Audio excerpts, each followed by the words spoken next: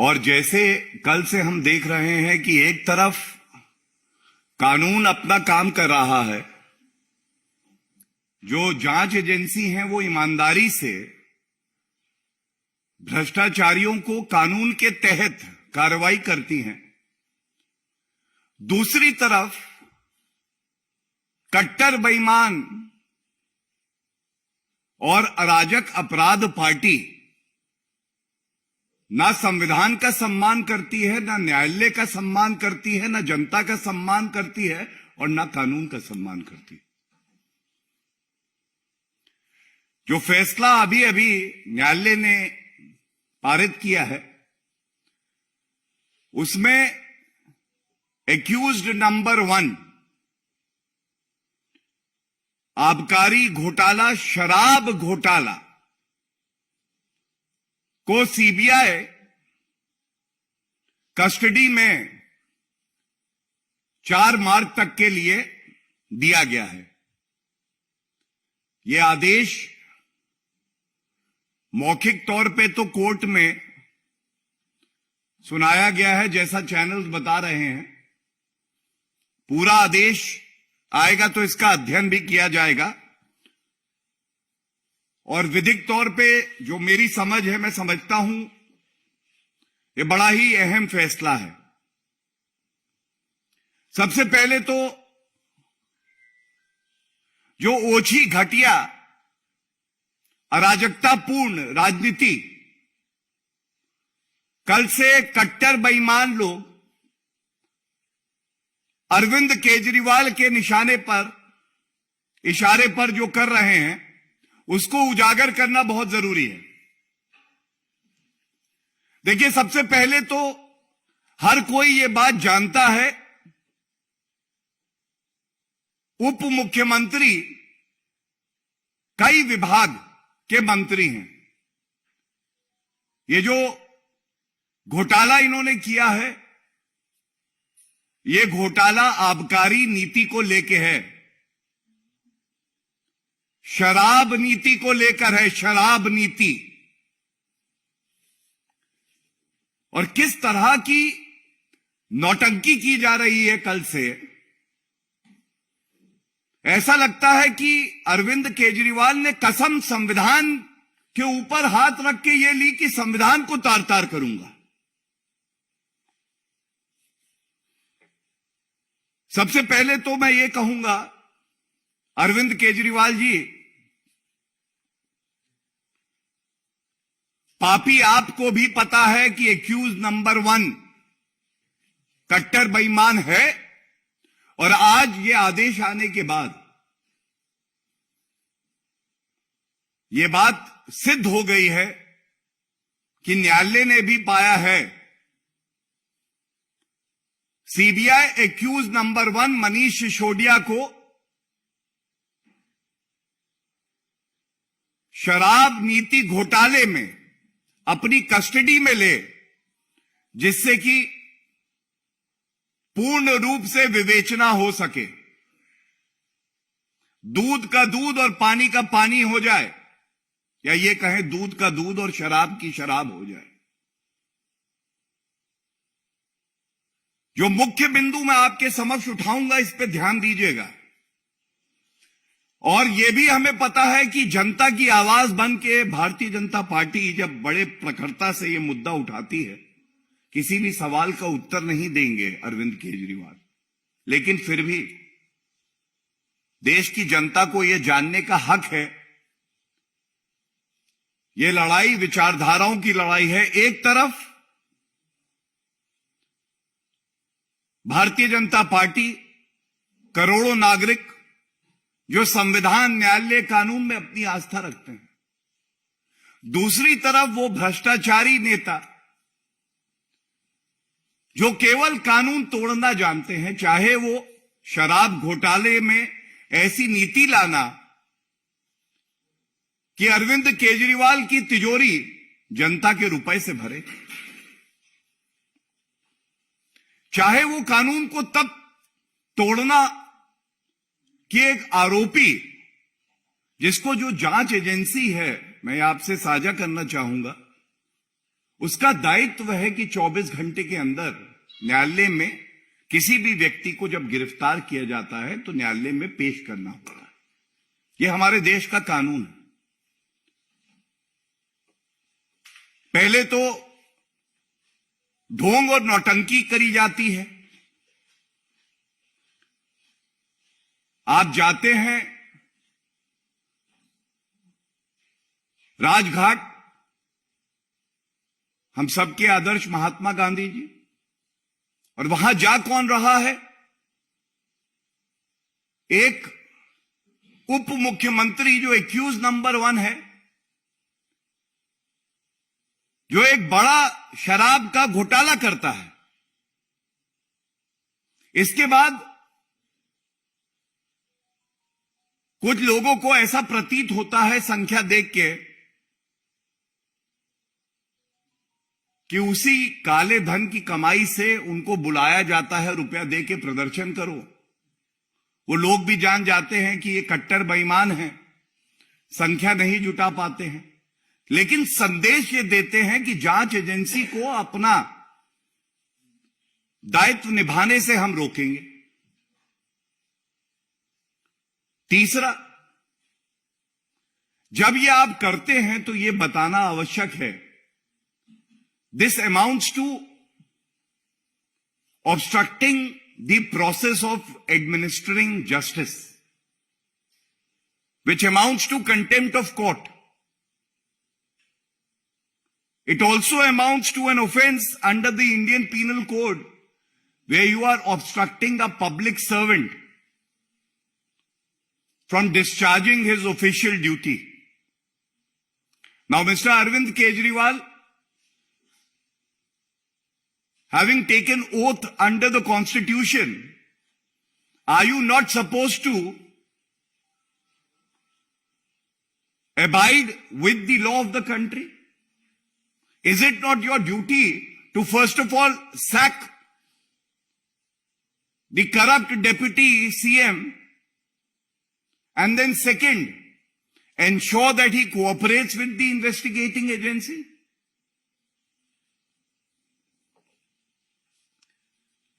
नौटंकी ये की जाती है कि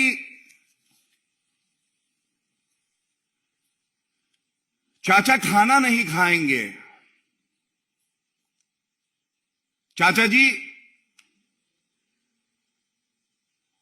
जो दिल्ली के बच्चे हैं उनको शर्म आती है कि आप इतने भ्रष्टाचारी हैं, आपको चाचा कैसे बुलाएं? और पूरे देश के बच्चे आज ये कह रहे हैं अरविंद केजरीवाल और मनीष सिसोदिया से, चाचा खाना खाओ या ना खाओ, रिश्वत मत खाओ। दिल्ली की जनता और देश की जनता ये भी सवाल पूछ रही है कि आपने पूरी दिल्ली को शराब में डुबोने का प्रयास किया।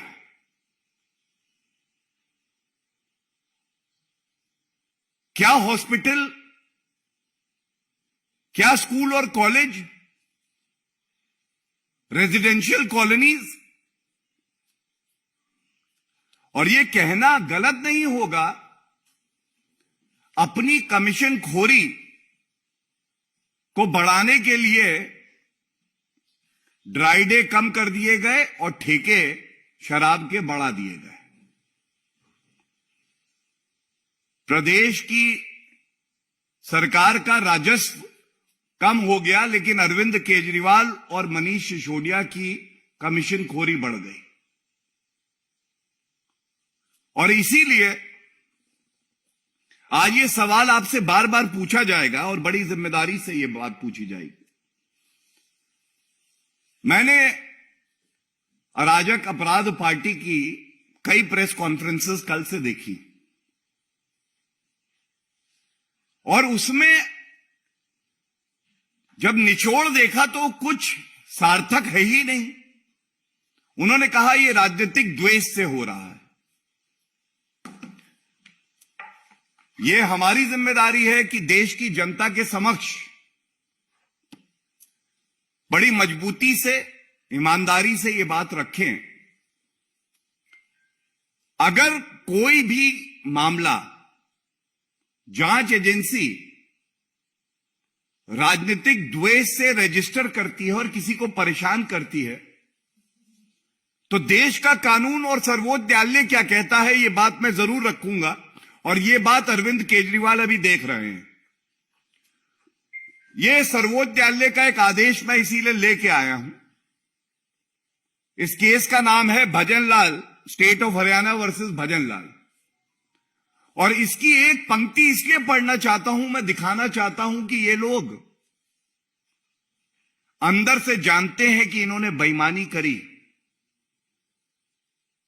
ये लाइन कहती है, where a criminal proceeding is manifestly attended with mala fide and or where the proceeding is maliciously instituted with an ulterior motive for wreaking vengeance on the accused and with a view to spite him due to private and personal grudge, the FIR and the charge sheet can be quashed. This is para number 102 of a Supreme Court judgment. सवाल यह पूछा जाना चाहिए, करीब करीब 5-5.5 माह का समय एक्यूज नंबर 1 शराब घोटाले के भ्रष्टाचारी मनीष सिसोदिया के पास था। अगर अरविंद केजरीवाल और मनीष सिसोदिया का यह मानना है कि यह सारा मामला जो है राजनीतिक द्वेष से किया जा रहा है, तो आप न्यायालय क्यों नहीं गए? सर्वोच्च न्यायालय के भी दरवाजे आप खटखटा सकते थे और उच्च न्यायालय के भी आप दरवाजे खटखटा सकते थे, लेकिन नहीं गए। और उसकी वजह यह है, नाटक करना, अराजकता को बढ़ावा देना, रोड पर प्रदर्शन करना एक अलग बात है, लेकिन न्यायालय में ईमानदारी से दलील रख के न्यायालय का फैसला आए किसी के हक में, वो तभी होता है जब आप सच्चाई बयान करते हैं, जब तथ्य और प्रमाण होता है। और इसीलिए ये कट्टर बेईमान न्यायालय नहीं गए, केवल अराजकता फैला रहे थे, प्रदर्शन कर रहे थे, न्यूज चैनल पे तो आ रहे थे। और आज ये दुर्भाग्यपूर्ण है कि 6 मंत्रियों में 2 मंत्री इस पापी आप सरकार के जेल की सलाखों के पीछे हैं, भ्रष्टाचार के आरोप में। और दुर्भाग्यपूर्ण यह है कि जो दूसरे स्पा मसाज पार्टी के मंत्री जेल की सलाखों के पीछे हैं, इनको बेल भी नहीं मिली है। करीब करीब 8 महीने का समय, और 8 महीने में देश की न्यायालय ने यह पाया कि अपराध इतना संगीन है, भ्रष्टाचार इतना गहरा है कि इस व्यक्ति को बेल भी नहीं देंगे। मैं एक बात और उठा दूं, आप अराजकता फैला सकते हैं, लेकिन न्यायालय के अंदर मनीष सिसोदिया के वकील से जब पूछा गया कि आप जांच एजेंसियों के साथ कोऑपरेट नहीं कर रहे, उनके प्रश्नों के उत्तर नहीं दे रहे, तो आपको यह जानना चाहिए, उनके वकील ने कहा कि मेरा चुप रहने का अधिकार भी है। इसका मतलब भ्रष्टाचार करूंगा। सवाल जब सख्त आएंगे, जब प्रमाण आपको दिखाया जाएगा, तो कोई उत्तर नहीं होगा, तो मैं दलील दूंगा, मेरा हक है चुप रहने का। लेकिन अरविंद केजरीवाल जी, आपके कट्टर बेईमान उप मुख्यमंत्री की चुप्पी लाखों लाखों शब्दों से ज्यादा कह रही है। वो बता रही है कि यह घोटाला हुआ है। और आप सब घबराए हुए हैं। आप सब जानते हैं कि कानून का हाथ इतना लंबा है कि आपकी बेईमानी को उसने अब पकड़ लिया है। बहुत बहुत धन्यवाद। अगर कोई प्रश्न हो तो मैं वो प्रश्न लूंगा। देखिए, मैं ये बात बड़ी जिम्मेदारी से कहूंगा कि जैसा सर्वविदित है कि जांच अभी चल रही है और आम जनता का विश्वास जांच एजेंसियों में है। इसका मास्टरमाइंड और किंग पिन कोई भी व्यक्ति क्यों ना हो, उसको ये गलत फहमी अगर वो है कि वो कानून से ऊपर है, तो ऐसा नहीं है। और ये जो 4 मार्च तक का समय है, एक बात ध्यान रखनी चाहिए, इसमें और भी मुश्किल प्रश्न पूछे जाएंगे। उम्मीद है कि कोई भी व्यक्ति अपने आप को कितना भी ताकतवर क्यों ना समझता हो, हमारे देश की जांच एजेंसियां अपना कार्य पूरी निपुणता से, कुशलता से करके हर अपराधी को जेल की सलाखों के पीछे डालेंगे। मैं बड़ी जिम्मेदारी से एक बात कहूंगा, राजनीति में नैतिकता और मुख्यमंत्री जो होता है वो फर्स्ट अमंग इक्वल होता है। कैबिनेट जो है वो लीड करता है। आज 1/3 मंत्री अगर भ्रष्टाचार का आरोप उनके ऊपर लगा है, 2 लोग जेल की सलाखों में हैं या सीबीआई की कस्टडी में है, तो यह कहना गलत नहीं होगा कि अरविंद केजरीवाल को तुरंत इस्तीफा दे देना चाहिए और जो आरोप वो दूसरों पे लगाते थे वो सिद्ध करें कि अगर ये आरोप आज उनके मंत्रियों पे लग रहे हैं तो वो इसकी नैतिक जिम्मेदारी लेते हैं।